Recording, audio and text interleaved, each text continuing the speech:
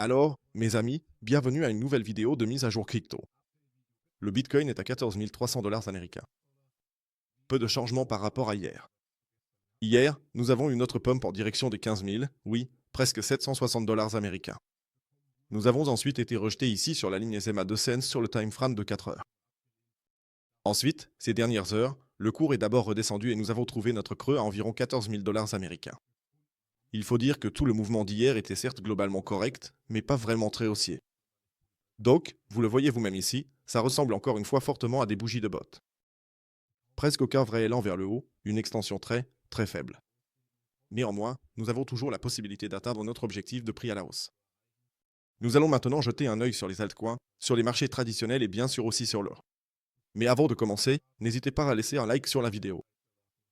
Abonnez-vous à la chaîne si ce n'est pas déjà fait et, bien sûr, rejoignez volontiers le groupe gratuit de discussion et de signaux sur Telegram. Si vous avez envie d'avoir des mises à jour, des actus et des signaux, n'hésitez pas à nous rejoindre. Le lien se trouve gratuitement en bas dans la description de la vidéo. Et si vous cherchez encore une plateforme où trader tout ce dont on parle ici, inscrivez-vous aussi volontiers sur ma plateforme partenaire Dinks. En ce moment, il y a des offres sympas où, en gros, vous déposez des euros et vous recevez jusqu'à 10% de cashback. Alors profitez-en sans hésiter. Il y a régulièrement ce genre d'offre où, au final, vous obtenez des trades gratuits ou des tokens gratuits. Donc profitez-en, le lien est en bas dans la description de la vidéo. Voilà. Bitcoin, 114 300 dollars US. Comme je l'ai dit, le mouvement d'hier, là on est sur un graphique en une heure, n'était pas vraiment haussier. C'était donc un mouvement très, très faible. Nous avons les points haut ici vers le haut à 115 700 dollars US. Je peux vous le dessiner rapidement. Donc ces points ici en haut, on ne les a même pas vraiment testés, ou alors juste effleurés, mais on n'a pas eu de mèche qui les dépasse. Ça veut dire qu'il y a encore un peu de liquidité qui traîne au-dessus. Si on passe en unité de temps 4 heures, on voit le même scénario, pas de plus haut, encore une fois juste de la liquidité échangée ici au-dessus de la moyenne mobile de Sense.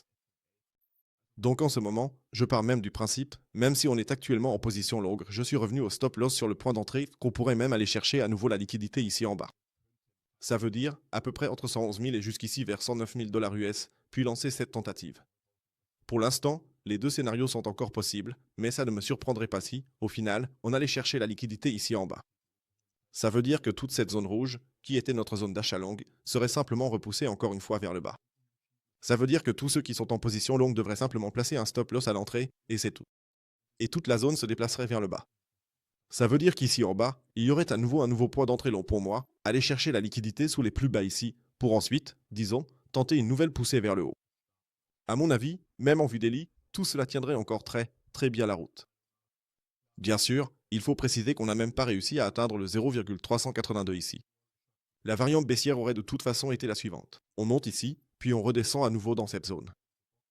Si on récupère le E, on devrait être à droite, disons-le comme ça, simplement prendre la liquidité ici en bas, puis tenter à nouveau de monter dans cette zone, voire même au-dessus, car on aurait alors échangé nettement plus de liquidité.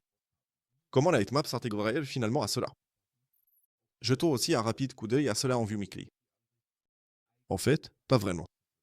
Donc, en vue weekly, la plupart de la liquidité se trouve toujours ici en haut, à 119 000 dollars US, donc toujours dans notre golden pocket ou plutôt dans notre zone rouge ici en haut.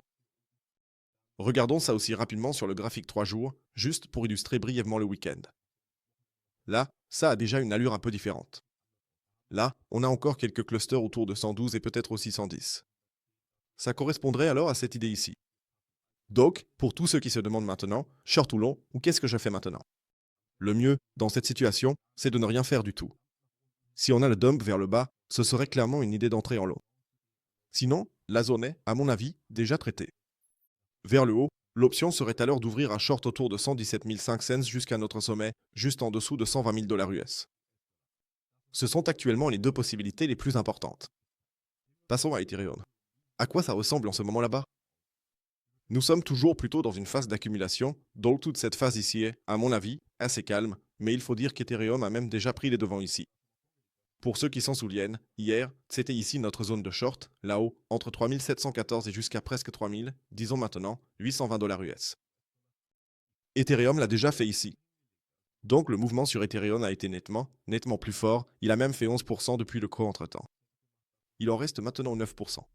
Donc, ceux qui sont passés short là-haut, stop loss au point d'entrée, pourraient même déjà prendre de légers profits. Donc la zone a été travaillée. Cela signifie que nous avons une autre impulsion vers le haut et, Si nous ne parvenons pas à nous stabiliser ici en haut, je pars vraiment du principe que, même si bien sûr Bitcoin joue le jeu, nous irons finalement chercher notre creux ici en bas à 3236 dollars américains avant d'avoir ce grand mouvement impulsif vers le haut. Donc, à mon avis, cela collerait vraiment très bien en ce moment si nous voyons ce mouvement ici. Nous aurions alors aussi atteint pour la première fois le niveau 0,382 ici, donc à mon avis, cela correspondrait vraiment très bien. Si nous devions le franchir, alors les objectifs sont bien sûr clairs à 4100 dollars américains, donc protégez-vous. En bas, il y a toujours pour moi une opportunité évidente de long. En haut, ce serait alors clairement l'option short. Solana, même, je dois dire que je suis toujours un peu déçu. Bon, la position est en cours, je l'ai aussi déjà posté hier dans le groupe Telegram. Bitcoin et les autres positions sont toutes sécurisées et les profits ont été pris. C'est ce que nous avons fait hier à ce niveau-là, vers 170 environ. Cela veut dire que Solana est sécurisé. Mais si on regarde ensuite Ethereum, il y a eu un énorme pump vers le haut. On vient de le voir, 11% à la hausse. Et puis ici, je vois Solana, clairement, il y a aussi un bon mouvement depuis le creux, tu vois. Donc si on part du creux ici, il y a eu aussi 9% de hausse à un moment donné. Mais cet élan, ce mouvement qui nous emmènerait vers le Golden Pocket ici, ça me manque encore. Ça veut dire qu'ici aussi, la position est sécurisée. La sécurité avant tout simplement. Il est tout à fait possible, surtout après avoir été rejeté ici sur la moyenne mobile de Sense, qu'on assiste au même scénario que sur Bitcoin, c'est-à-dire qu'on fasse encore un plus bas ici et qu'on retourne peut-être voir les 153 avant de viser le niveau supérieur. On aurait alors un double creux parfait. Le mouvement d'hier aurait alors été, au final, un joli faux départ, un fake move Monday vers le haut, avant qu'on ne fasse un nouveau plus bas pour piéger tout le monde. C'est-à-dire faire entrer à nouveau les gens en position, puis les liquider. Alors, que font les marchés traditionnels? Donc, euro dollar américain, vous savez, il est parfaitement entré dans notre zone de short. On en a parlé hier, que cette zone ici était une zone de short, ou en tout cas pas seulement hier. Ou c'était déjà le cas hier aussi. Oui, hier on était aussi dans cette zone, donc c'est parfait en ce moment. La position est toujours en cours. Il n'y a rien à dire là-dessus, car le mouvement est actuellement très faible. L'or n'a pas encore atteint l'ordre, je dirais. Donc l'ordre reste en tout cas ici en bas, par sécurité, à environ, qu'est-ce qu'on a dit, 3322 dollars américains. C'est là que j'ai actuellement l'ordre pour une position longue.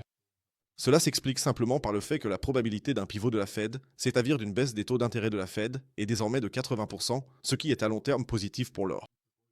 Et qui sait ce qui nous attend au final, avec une récession ou autre chose? L'or a toujours bien performé dans ces situations. C'est pourquoi la fourchette actuelle vaut le coup.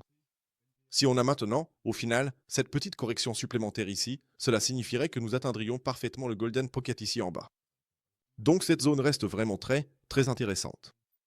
C'est pourquoi il faut simplement garder un œil dessus pour voir si on obtient ici notre toit d'entrée long. Passons maintenant au marché traditionnel. Qu'est-ce qui s'est passé là-bas? Pas grand-chose pour le DAX. On observe une reprise, comme on l'a dit hier, à savoir que nous devrions lentement mais sûrement nous diriger vers le Golden Pocket ici. On est en tout cas sur la bonne voie. Le Nasdaq s'est redressé, il a même comblé le gap ici en haut entre-temps. Donc là aussi, ça devient intéressant.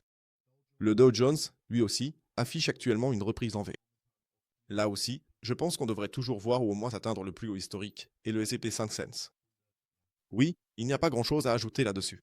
Le gap a été comblé sur le graphique Spreads, ça a vraiment très bonne allure, on peut encore atteindre notre objectif ici en haut, entre 6600 et 6700 dollars US. Cela signifie que le marché reste très incertain en ce qui concerne la crypto. Les actions sont relativement haussières, même si on devrait rester un peu prudent. On fait ici encore un petit récapitulatif, provisoire ou complet. Ici, vous voyez vous-même le niveau de Fibonacci. Du 0,5 jusqu'au Golden Pocket. Donc il faudrait faire preuve d'un peu de prudence ici maintenant. Que ce soit la crypto, les marchés boursiers, etc., tous sont à des niveaux où l'on pourrait se dire « Ok, ça pourrait redescendre beaucoup plus bas ». C'est pourquoi soyez simplement prudent, tradez avec des stop-loss, prenez vos profits si vous êtes entré dans des trades.